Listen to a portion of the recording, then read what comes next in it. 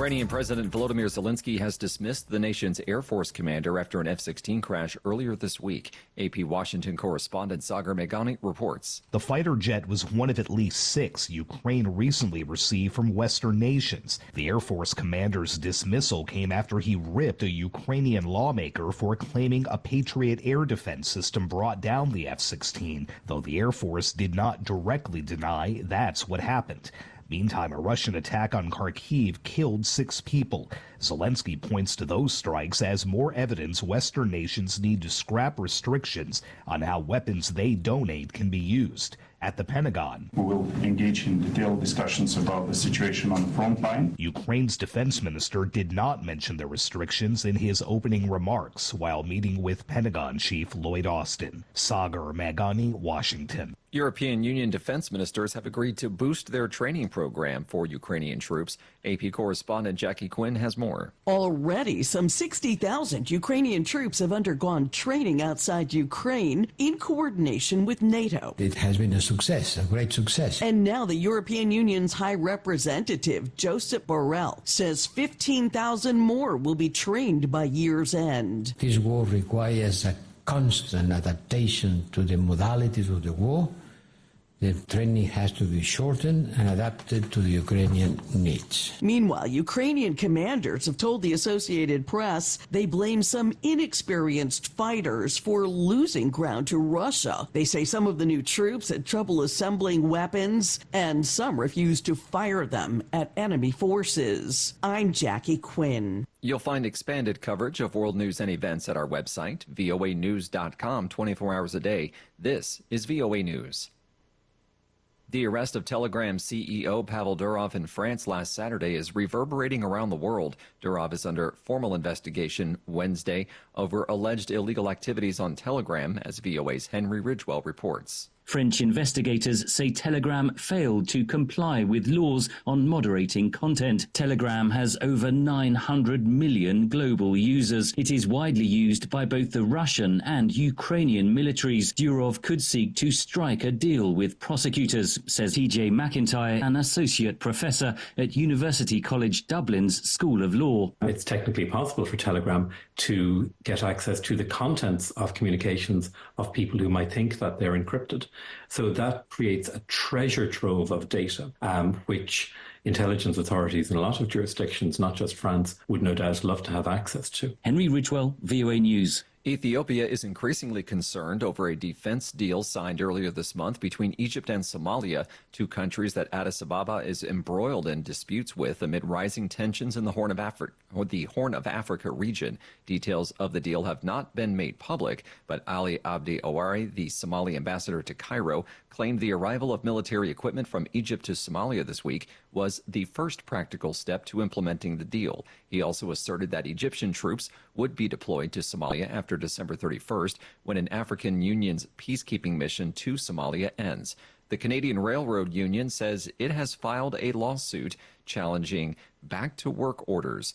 AP correspondent Jackie Quinn reports on union litigation. The Teamsters Canada Rail Conference says it's filed appeals challenging the binding arbitration imposed on workers at Canadian National and CPKC. Labor leaders don't want to let a precedent stand that the government can block a strike from taking place, taking away union leverage. Last week, the 2 rail companies locked out their workers, but the government ordered them back on the job, fearing a severe economic impact from trains just sitting idle. I'm Jackie Quinn. Italian prosecutors have put under investigation 2 more crew members of the super yacht that sank off Sicily last week, killing 7 people, their lawyer said. The move widens the probe into the shipwreck, for which the ship's captain, New Zealander James Cutfield, is already under investigation for possible manslaughter and culpable shipwreck charges. Tim Parker Eaton, the engineer who was in charge of securing the yacht's engine room, and sailor Matthew Griffith, who was on watch duty during the night of the disaster, are now under investigation for the same possible charges, their lawyer said.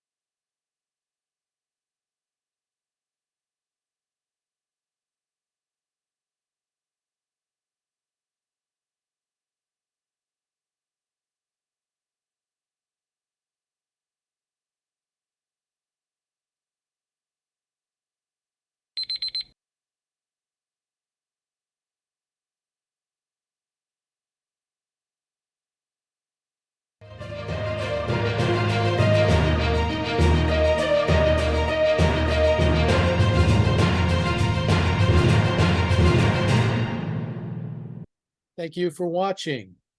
Can you do me a favor? Please leave a comment in the comment section below. That would really help. Thank you, and see you again soon.